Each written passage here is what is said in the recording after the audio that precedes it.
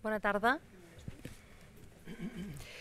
Benvinguts a Crèdit Andorrà, que és casa seva. Gràcies per estar avui aquí. Agraïm molt aquesta nombrosa assistència i pensem que avui el tema que ens ocupa, que parlarem dels reptes de política fiscal internacional per Andorra, atractivitat i seguretat fiscal, és un tema que avui està de plena actualitat i que desperta molt interès. Deixi'm-los expressar perquè Crèdit Andorrà, quan ens van venir i ens van proposar al senyor Martínez d'organitzar conjuntament aquesta conferència, ens va semblar una bona idea. Andorra avança amb la seva obertura exterior i des de Crèdit Andorrà, on nosaltres sempre parlem de servei a les persones i al país, el nostre leitmotiv és estar al costat de les empreses, de les persones, del teixit empresarial d'Andorra i ajudar-lo a avançar en aquest camí. Nosaltres som els primers que, sense abandonar Andorra, creient en Andorra, que és la que ens ha fet i ens ha ajudat a arribar on som, estem pensant en la internacionalització. I, de fet, avui estem presents en més de 10 països diferents i, per tant, alguna cosa hem viscut i podem aportar. I, de fet, algun dels clients, quan ens ve a demanar de poder anar en aquests països que nosaltres ja hi estem, podem acompanyar-lo de la mà per fer-li més senzill i més fàcil aquest procés. Doncs primera variable important que ens ha tocat de tocar és el turisme. Hem fet aquí dues curves on veiem en blau, es veuen bé els colors, no hi ha problema, doncs on aquí veiem els visitants en blau, la curva de visitants i la curva de pernoctacions. Des del 2002 veiem que estem aquí amb una tendència baixista evident. Parlàvem de 11 milions de visitants, estem a l'entorn de 8 milions. Evidentment, des del 2010 sembla que aquesta curva hi ha una mena d'inflexió i anem cap a una estabilització. Aquí veiem, hem separat i agafem una sèrie molt llarga, des del 95 fins al 2012, on hem separat el que és begudes i tabacs, el que és carburants, begudes i tabacs, carburants i tots els altres productes. Aquí què veiem? I aquí raonem, precisió, amb euros constants, és a dir, hem anul·lat l'efecte de la inflació. Aquí parlem realment en volum, no? Doncs és realment espectacular de veure aquesta mena d'estabilització o de creixement dels dos sectors bàsics, que és begudes i tabacs i carburants, quan en realitat hi ha una davallada absolutament espectacular de lo que són els altres productes, ja que passem de 1.400 milions a prop de 800 milions a nivell d'importacions. Si parlem d'assalariats de la construcció, evidentment té també un impacte sobre els assalariats generals a Andorra. Veiem aquesta curva, mateixa forma. Tenim aquí el tope al 2006-2007, on passàvem de 27.000 assalariats al 95, més de 43.000 al 2006-2007 i ara estem a una mica més de 35.000. És a dir, que hem perdut 8.000 assalariats, és poc de dir-ho, 8.000 assalariats en 6 anys, és a dir, el 20% dels assalariats. Quin país del nostre entorn ha tingut o pot tenir o pot suportar aquest impacte a nivell de la baixa de nombre d'assalariats? És una transformació enorme i estem assumint aquí un trasbals econòmic que és absolutament fonamental i molt difícil de suportar, però semblaria ser que l'anem fent. Aquesta primera diapo, on comparem la nostra piràmide d'edats, és una piràmide clàssica, aquí són les persones que tenen 1 any, 2 anys, 3 anys, 4 anys, 20 anys, 40, 50, 60, 70, 80, 90. I parlem aquí, comparem en percentatge el que és en blau la nostra piràmide d'edats, en verd la piràmide d'edats francesa i en groc la piràmide d'edats d'Espanya. Què veiem? Aspecte positiu és que tenim una panxa més important que els veïns. Tenir una panxa més important aquí, en aquest cas, què vol dir? Vol dir que tenim un percentatge de població activa més elevat que els nostres veïns. Doncs aquí veiem, ja hem associat, hem reagrupat diferents sectors, com el comerç i l'hostaleria en blau, el sector financer en groc i en marró els sectors de serveis.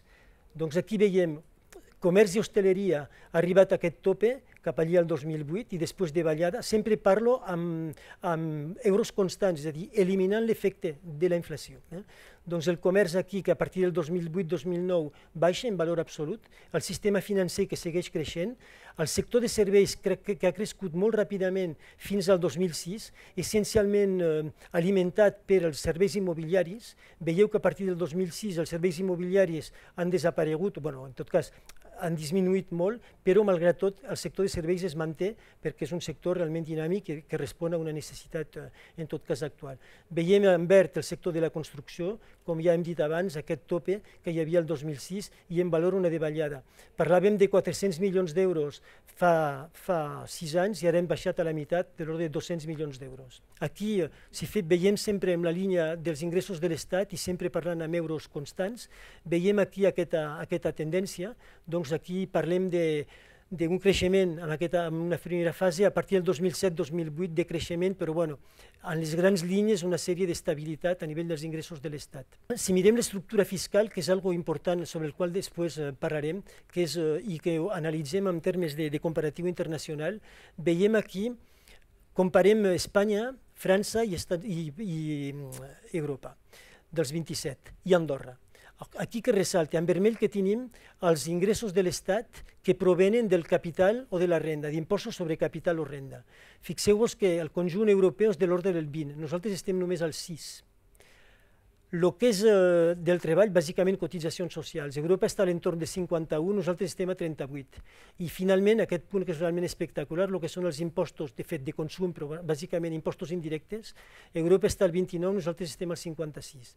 Aquesta estructura fiscal, si la comparem, si analitzem ara la pressió fiscal que genera en percentatge del PIB, veiem que des de l'any 2000 aproximativament una constant. Bueno, passem del 20 al 23% o 22 i pico, però la pressió fiscal no s'ha mogut de manera significativa en aquests 12 últims anys. Donar-se els mitjans de dinamitzar l'economia sense agreujar la competitivitat dels sectors tradicionals, és a dir, bàsicament jo crec que hem d'apostar sobre tipus impositius baixos, amples, que tothom pagui, però en realitat que permeti d'alguna forma que la base d'imposició sigui alta, és a dir, que l'economia funcioni fort. Doncs aquest és el primer punt, dinamitzar l'economia i segon, implementar aquest sistema fiscal. I finalment, facilitar l'obertura d'Andorra, que veiem que és una de les claus que vam apuntar, si realment incitar els empresaris andorrans a obrir-se al món i incitar els empresaris estrangers a venir a Andorra justament per obrir-se al món. Ce qu'il faut savoir, j'ai entendu qu'il fallait que Andorre s'ouvre un peu plus sur l'international. Ce qu'il faut savoir d'une manière générale, c'est qu'en matière d'investissements internationaux, la donnée fiscale est très importante parce qu'elle est multiple. D'abord, elle pèse sur le rendement de l'investissement, mais en plus, dès lors qu'on fait du commerce international, elle est multiple puisqu'on a de l'impôt à la fois dans l'État où on investit et à la fois dans l'État où on rapatrie l'argent. Donc on peut potentiellement souffrir 2 fois un impôt sur le même revenu. Donc ça peut gréver de manière très importante l'opportunité d'investir à l'international. Et c'est à ce moment-là que les conventions fiscales jouent leur jeu. Les conventions fiscales, on va le voir en détail, ont pour vocation de développer l'activité d'un pays à l'égard de l'international en permettant de réduire les impôts que l'on peut supporter dans différents États, mais surtout de régler les phénomènes de double imposition, de telle sorte que l'investissement à l'international ne soit pas plus pénalisé qu'un investissement national. Mais il faut savoir que ces avantages fiscaux que l'État de la source, l'État à haute fiscalité consent, elle le fait, certes, mais pas sans contrepartie. Et aujourd'hui, quels sont les grands soucis des États à haute fiscalité qui connaissent des crises économiques sans précédent et des budgets et des déficits budgétaires sans précédent? Le premier, c'est la lutte contre la fraude fiscale. Aujourd'hui, ce n'est plus du tout un débat de techniciens, c'est un débat politique. Il y a un consensus mondial autour du fait que maintenant, il faut payer l'impôt. Et on l'a vu avec les dernières déclarations du G20, et qui a poussé l'OCDE, généralement l'OCDE est en pointe sur ces débats-là, et bien là, le G20, les politiques, ont pris de vitesse l'OCDE et leur demandent dans le monde de transformer l'échange d'informations en un standard qui soit un échange automatique d'informations. Bien, en matière de fraude fiscale, il y a plusieurs moyens de lutter contre la fraude fiscale. Excusez-moi. Le premier, c'est la transparence et l'échange de renseignements. Comme je vous disais tout à l'heure, c'est aujourd'hui considéré comme l'arme principale pour lutter contre la fraude fiscale. En ce qui concerne Andorre, on sait qu'Andorre a signé un accord d'échange d'informations conforme à l'OCDE en 2009 avec la France, et aujourd'hui, vous avez 20 accords signés avec bon nombre de pays de l'OCDE et européens. Donc, de ce côté-là, vous êtes parfaitement, comme on dit en anglais, compliant, pas de problème. Alors après, une fois qu'on a dit ça, on peut se projeter et on peut se demander, et ça c'est plus une piste de réflexion que aussi plusieurs autres États ont, comment se positionner par rapport à l'évolution qui concerne aujourd'hui l'échange d'informations. Alors, il faut savoir qu'au niveau mondial, et on va voir le niveau mondial à l'égard des États-Unis, puisqu'il y a une négociation FATCA, et puis dans le cadre européen, donc 3 niveaux. Au niveau mondial, Andorre aujourd'hui a signé 20 conventions. Et la question qu'on peut se poser, et c'est tout le débat qu'il y a actuellement, c'est doit-on aller à une vitesse supérieure en matière d'échange d'informations? Doit-on aller maintenant, non seulement au-delà de l'échange sur demande, vers un échange automatique, voire spontané? Alors, il faut savoir qu'aujourd'hui, c'est le souhait du G20. Le G20 veut que le nouveau standard ne soit plus l'échange sur demande, mais l'échange automatique. Alors, quel est l'instrumentum juridique pour permettre ça? Le premier instrumentum juridique, c'est évidemment les accords d'échange d'informations bilatéraux et les conventions fiscales, mais c'est surtout, et c'est l'outil privilégié aujourd'hui du G20 et de l'OCDE, c'est une convention multilatérale en matière d'assistance administrative. Aujourd'hui, cette convention réunit plus de 50 pays. Et tout dernièrement, il faut savoir que des pays comme le Luxembourg, comme l'Autriche et Singapour l'ont signé. Un régime fiscal attractif, c'est effectivement avoir un régime fiscal à la fois pour les personnes morales et pour les personnes physiques. Alors qu'est-ce que ça veut dire concrètement si on compare avec d'autres États? Bien, première idée, c'est que l'impôt des sociétés qui frappe le revenu des sociétés, il faut qu'il existe, mais bien évidemment, si on veut rester compétitif, il faut qu'il soit faible. Alors, je vous donne quelques exemples que vous devez sûrement connaître. Chypre, l'impôt des sociétés, c'est 10%. L'Irlande, c'est 12,5%. La Suisse, il y a un taux moyen de 10%. On peut même obtenir 5% sur des rulings. Ça, c'est le premier point d'entrée, c'est le taux d'impôt sur les sociétés. Le deuxième point d'entrée, pour être une place d'investissement, c'est le régime de holding. Le régime de holding, c'est est-ce que les sociétés offrent un régime attractif en matière de détention de participation des sociétés étrangères ou andorranes, et est-ce que les dividendes ou les plus-values sur ces titres sont faiblement ou fortement imposés. Il faut savoir que d'une manière générale, la plupart des États en Europe et dans l'OCDE prévoient des régimes de holding très très attractifs. On a notamment ça au Luxembourg, aux Pays-Bas, en Belgique, y compris en France. Une fois qu'on a mis en place un régime attractif, une fois qu'on a signé une convention fiscale, encore faut-il que ne tombe pas dans les dispositions anti-abus qu'on a vues au début de la présentation et sur lesquelles vos potentiels partenaires fiscaux seront insistants. Et donc, pour ça, quelles sont les questions qu'il faut se poser lorsque l'on a un investisseur? Et c'est très important parce que ça vous permet aussi, vous, de mieux structurer votre fiscalité nationale. Lorsqu'il y a un dividende de source français, et si l'on suppose que le dividende de source français, demain, grâce à la convention fiscale, aura une retenue à la source non pas de 30%, mais de 5%, encore faut-il que certains dispositifs anti-abus ne se mettent pas en route. Et pour qu'ils ne se mettent pas en route, on a différents tests. Premier test, est-ce que la société holding qui va recevoir le dividende, la société holding en Andorre, est bien le bénéficiaire effectif? Donc il faut se poser cette question-là, parce que si on répond non à cette question, en ce cas-là, le taux de retenue à la source sera plus de 5%, mais de 30%. Alors qu'est-ce qu'il faut pour être un bénéficiaire effectif?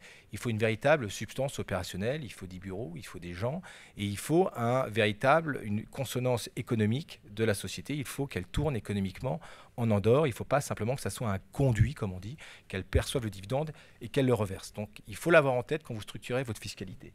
Deuxième élément, il faut, même si vous êtes un bénéficiaire effectif, pour bénéficier du taux à la source de 5% en France, il faut être taxé en Andorre. Ou en tout cas au moins être taxable. Donc d'où l'importance du régime fiscal. Parce que si vous n'êtes pas taxable, même si vous êtes le bénéficiaire effectif, la France va vous dire désolé. Moi je vous applique le taux de 30%, ce qui va totalement neutraliser votre régime fiscal attractif. Et je vais vous donner un peu le paysage mondial des revenus passifs. Si on prend quelques États, il me reste 3 minutes, je vais accélérer. Rapidement, on ne va pas prendre l'exemple de la France, que la France vient d'aligner ses taux d'imposition sur des revenus passifs sur les revenus de salaire, donc c'est dramatique. Mais par exemple, votre partenaire économique aussi naturel qui est l'Espagne impose de l'ordre de 27% chez les particuliers ces fameux revenus passifs. On voit qu'au Luxembourg, c'est 23% ou 10%, on est exonéré sur les plus-values. On voit qu'en Belgique, on est à 25%, 21%, on peut être même à moins, on est aussi exonéré sur les plus-values. En Suisse, on peut être aussi exonéré. Donc on voit que tous ces pays qui sont en fait dans une véritable concurrence fiscale pour attirer les investissements et les résidents fiscaux, on voit qu'ils insistent effectivement pour des taux malgré tout assez faibles sur ces revenus passifs, donc il faut l'avoir en tête. Mais je crois qu'avec un taux de 10%, vous êtes très compétitif. Alors, je voulais vous parler de beaucoup de choses. Je pense que maintenant, c'est plutôt venu le temps de la conclusion. Moi, mon expérience internationale est la suivante, telle que je peux la partager avec vous, c'est qu'aujourd'hui, vous êtes dans un monde de concurrence fiscale. Donc, certes, on a des dispositifs anti-abus et des dispositifs anti-fraude fiscale qui deviennent de plus en plus pressants, mais il n'en reste peut-être pas moins que l'enjeu aujourd'hui des différentes économies, c'est d'attirer les investissements. Et comme je le disais en introduction, le traitement fiscal des investissements est aujourd'hui une donnée cruciale. Donc il ne faut absolument pas renoncer à l'attractivité fiscale, bien au contraire. Mais une fois qu'on a dit ça, on n'a pas tout dit. Encore faut-il que cette attractivité fiscale s'insère dans le nouvel ordre mondial fiscal qui est le nôtre, notamment en matière de lutte contre la fraude fiscale et d'échange d'informations, mais aussi en matière de système fiscal qui soit comparable. Et moi, il me semble, très humblement, que si vous avez un système fiscal qui taxe tous les revenus avec très peu d'exonération ou très peu d'abattement, avec un taux d'imposition qui soit assez faible de l'ordre de 10%, vous êtes, me semble-t-il, exactement dans l'objectif à atteindre, c'est-à-dire à la fois vous êtes dans l'ordre des nations fiscales et à la fois vous restez très attractif par rapport à l'ensemble des pays et notamment des pays européens qui vous entourent.